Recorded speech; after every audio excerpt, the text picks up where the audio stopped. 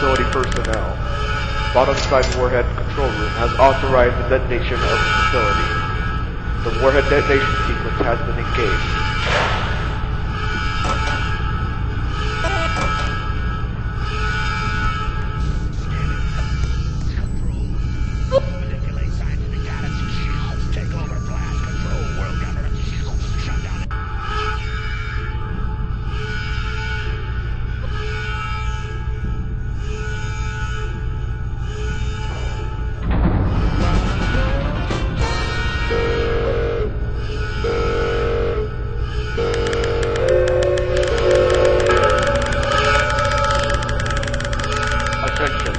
Warhead detonation in T-minus 200 seconds.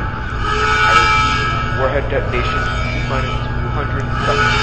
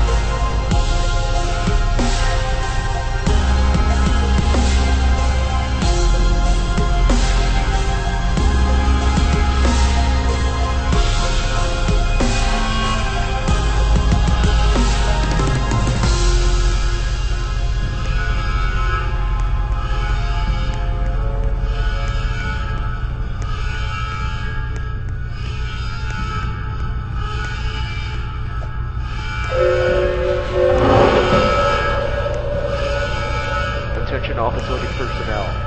Warhead detonation in T-minus 60 seconds. I repeat, warhead detonation in T-minus 60 seconds.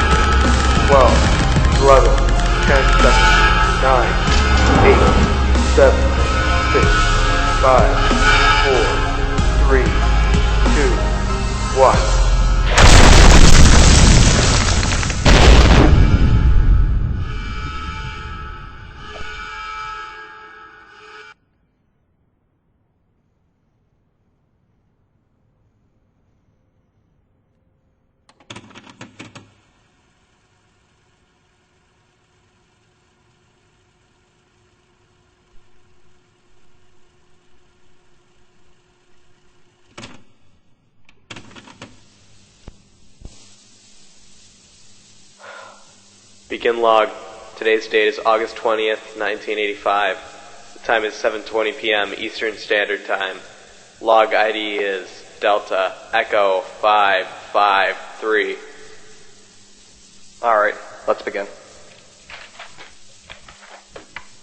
Around midnight on August 18th, 1985, the facility suffered a break-and-enter situation, where an undetermined amount of trained combatants were able to ferment themselves within the off-limits areas of the facility. Is this correct? Yes. From there, said combatants were able to bypass their in-place security systems and trigger a protocol Saletum contingency plan via a self-manufactured site access card. They were additionally able to find a spare Warhead Arvin key to access step 4 of the protocol Saletum sequence, that being the detonation panel. Is this correct? Yes. According to your preliminary report, all non-combatant personnel were able to evacuate. Of the 10 security operatives on site, only 7 are accounted for. Is this correct? Yes. 3 of our operatives were killed in action. Advanced Guardsman Maribel Blanchett was unable to evacuate in time as she was fending off fleeing hostile combatants in bottomside Tartarus. Guardsman Clark Hill was operating in the bottomside warhead control room at the time of the break and enter. Elite Guardsman Adam Hall was shot during the final stages of the evacuation.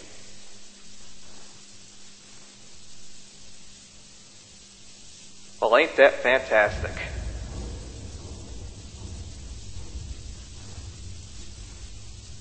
Sir, if I may, I want to make note of something my fellow operatives and I gathered from eyewitness testimonies from employees. They say that these combatants ignored them and did not express any immediate danger to them. Campbell's right. These combatants would even go out of their own way to prevent collateral damage of any of the employees. They only seemed to attack us if they had a direct line of sight with us with no nearby civilians. They were only going for us. I see. Were any of our operatives able to apprehend the combatives? Yes, at one point we had apprehended 2 combatants at separate points after they had ran out of ammunition. Upon further inspection, we were able to identify some sort of origin group. Something about a Kleiner oil group? Unfortunately, we weren't able to take any of the combatants alive with us. We had to leave as soon as possible due to the rushing onslaught of other active combatants. As far as we know, none of them got out, but we don't know for sure.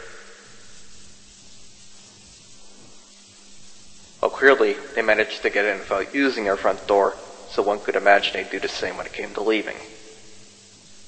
Sir, we have no plausible explanation as to how these combatants were able to nest themselves in the facility. We're not even sure of their motivations, considering the extent they went to destroy the facility. Jones, you know damn well that it's your job as site security officer to prevent these sorts of things from happening. Yet the resources of the facility at your disposal to find flaws in the facility's design are always pinpoint the nets of these operatives. Sir, with all due respect, our funding was tremendously low. We were suffering inventory loss, low ammunition reserves, and understaffing due to your actions as Chief Security Officer. You cannot blame me for executing your orders and policy decisions. If we had more on-site security with more up-to-date weaponry, and maybe even the proper funding, chances are we could have avoided this entirely.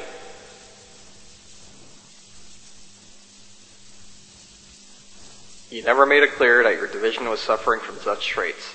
Due to your own incompetence, our records never indicated that you need an increase in funding, an increase in the number of operatives, or otherwise.